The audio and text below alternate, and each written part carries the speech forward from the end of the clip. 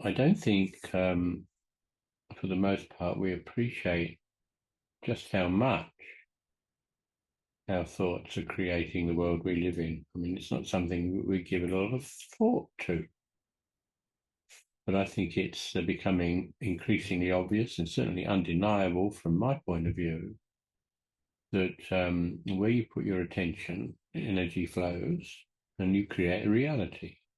I mean, we've spoken about it often enough when we look at people who talk themselves into a state. We all do it.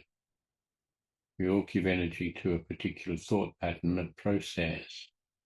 And increasingly, it should be obvious that when you give energy to a thought, that there's a physiological reaction.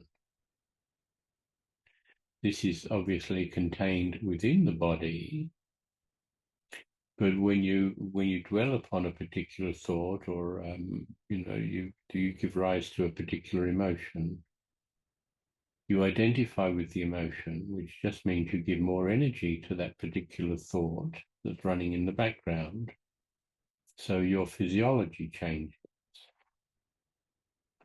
We've also spoken at length, and using the simple example of Konstantin Cavafy's poem Ithaca, where in the first verse he talks about the various Greek demons, because he was Greek, and how we will not meet these demons on the road if we do not carry them in our soul, if we do not set them up before us. And no one would, I think, consciously set demons up on the road before them, but it's just an aspect of shadow. This gets a bit more, I don't know, twisted, complicated, whatever, because we we identify with the shadow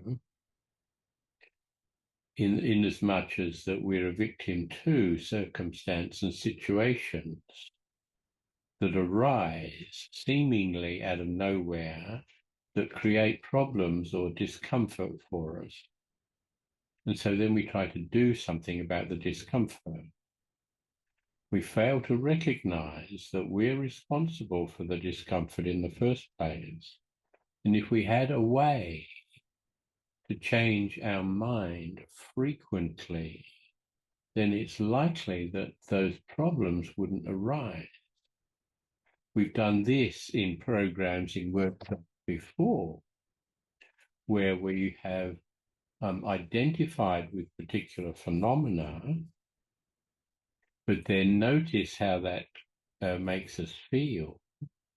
And then by changing our thought, we do this as a deliberate process, we change our thought and the reality changes.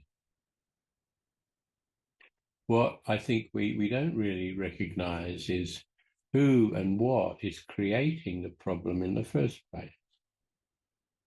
Problems that we face in life, challenges, upsets, whatever.